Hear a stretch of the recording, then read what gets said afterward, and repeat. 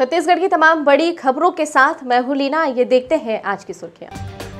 कांग्रेस विधायकों की नहीं हो सकी हाईकमान से मुलाकात। छत्तीसगढ़ में बनाए जा रहे राजीव मितान क्लब और भाजपा राष्ट्रीय महासचिव की विवादास्पद टिप्पणी पर कांग्रेस आक्रामक। अब देखते हैं खबर विस्तार से। छत्तीसगढ़ कांग्रेस में चल रही खींचातान के बीच दिल्ली पहुंचे विधायकों की पार्टी ने किसी भी शीर्ष नेता से मुलाकात नहीं हो सकी है। बताया जा रहा है कि इन विधायकों से हाईकमान ने दूरी बना ली है। यहां तक कि कांग्रेस के छत्तीसगढ़ प्रभारी पीएल पुनिया और कांग्रेस महासचिव केसी वेणुगोपाल ने उन्हें बैरंग लौटा दिया। कांग्रेस विधायकों के दिल्ली दौरे के सवाल पर भूपेश बघेल ने कहा कि विधायकों के कहीं आने जाने को राजनीतिक चश्मे से नहीं देखा जाना चाहिए। मतलब एक चीज़ होता है, विधायक को कहीं आना जाना नहीं चाहिए, वो जा नहीं सकते, तो उसमें हर कदम पे राजनीति देखना नहीं चाहिए। कोई व्यक्ति कहीं जा सकते हैं, दोस्तों के साथ जा सकते हैं, आप लोग भी मित्रों के साथ घूमते हैं, पत्रकार लोग, इसका मतलब वहाँ खबर हर समय खबर मिलती है क्या? तो ऐसे ही कोई व्यक्ति यदि चला गया है तो उसे राजनीतिक चश्मे से नहीं देखना चाहिए सर। लेकिन उधर दिल्ली गए कांग्रेस विधायकों में से एक डॉक्टर विनय जायसवाल ने सफाई देते हुए कहा कि विधायक हाईकमान से मिलने नहीं आए हैं, ये उनका निजी दौरा है। ये यहाँ जितने भी माननीय विधायक छत्तीसगढ़ से आए हुए हैं, लगभग 25-26 की संख्या में, सभी अपने किसी न किसी निजी काम से आए हुए हैं। किसी भी विधायक का कोई भी शक्ति प्रदर्शन करने का या भी किसी तरह के दबाव की राजनीति का कोई भी ऐसा इरादा से यहाँ कोई नहीं आया। सबके अपने निजी काम है, निजी काम से आए हुए हैं। उधर दिल्ली गए विधायकों की अगुवाई कर रहे बृहस्पति सिंह ने मुख्यमंत्री के बदलाव की खबरों को अफवाह बताते हुए टीएस सिंहदेव पर टिप्पणी कर दी। इस मामले में टीएस सिंहदेव की भी प्रतिक्रिया आई और उन्होंने बृहस्पति सिंह की आलोचना की।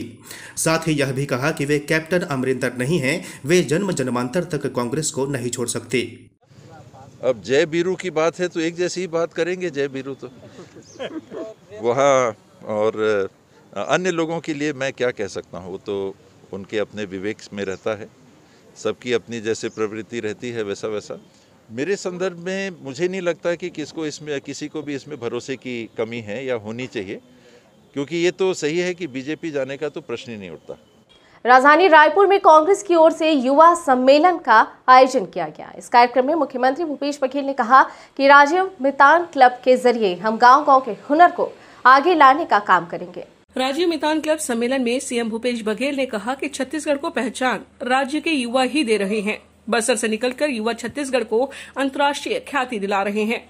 भूपेश बघेल ने कहा कि राजीव मितान क्लब के जरिए 13,000 से अधिक क्लब गांव में बनाए जा रहे हैं। क्लब को 1 लाख रुपए हर साल दिया जाएगा।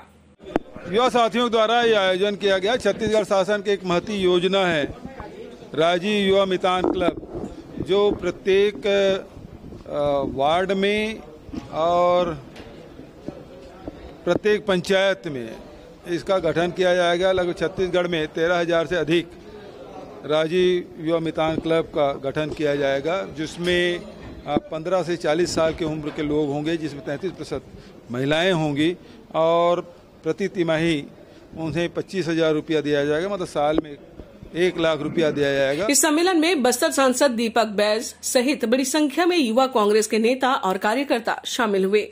भारतीय जनता पार्टी के राष्ट्रीय महासचिव सीटी रवि द्वारा मुख्यमंत्री भूपेश बघेल को लेकर की गई विवादास्पद टिप्पणी को लेकर कांग्रेस आक्रामक हो गई है।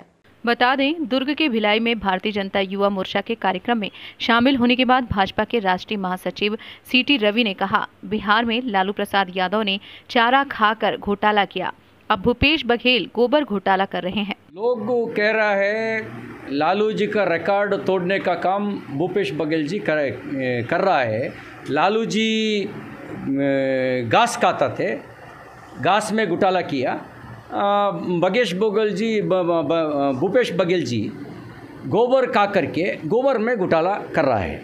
राजीव युवा मितान क्लब के कार्यक्रम के बाद मुख्यमंत्री ने इस पर अपनी प्रतिक्रिया देते हुए कहा कि भाजपा के पास अब कुछ काम नहीं रह गया है। छत्तीसगढ़ में 15 साल में क्या क्या घोटाला नहीं हुआ। खदान में घोटाला हुआ, धान में घोटाला हुआ, नान में घोटाला हुआ, नसबंदी घोटाला हुआ, गर्भाशय कांड हुआ, कितने कांड हुए। और जिस गौ माता के नाम से वोट मांगते थे उसका चारा खाने वाले भारतीय जनता पार्टी, जिस भिलाई में गए हैं, दुर्ग जिले में गए हैं, वहीं के गौशाले में भारतीय जनता पार्टी के पदाधिकारी, उसी गौशाले में सैकड़ों गायें मर गई, पूरे प्रदेश में हजारों गायें मर गई। तब इनके महामंत्री कुछ नहीं बोले, और आज ये बोल रहे हैं गोबर से लोग पैसा कमा रहे हैं, ऑनलाइन पेमेंट हो रहा है, चाहे गोबर का हो चाहे वर्मी कंपोस्ट का हो। अब तो गोबर से बिजली बनाने वाले हैं, तो बिजली का झटका इनको बहुत जोर से लग रहा है। वहीं रवि के बयान पर कांग्रेस की ओर से तीखी प्रतिक्रिया आई है। कांग्रेस के संचार प्रमुख शैलेश नितिन त्रिवेदी ने किस तरह का पलटवार किया है, जरा सुनिए।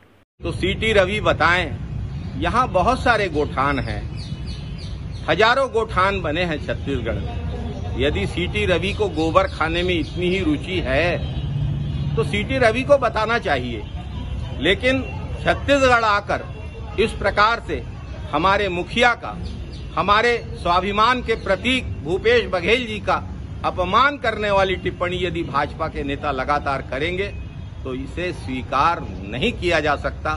सीटी रवि को, डी पुरंदेश्वरी को तत्काल अपने बयानबाजी के लिए क्षमा याचना करना चाहिए, छत्तीसगढ़ की जनता से माफी मांगनी चाहिए।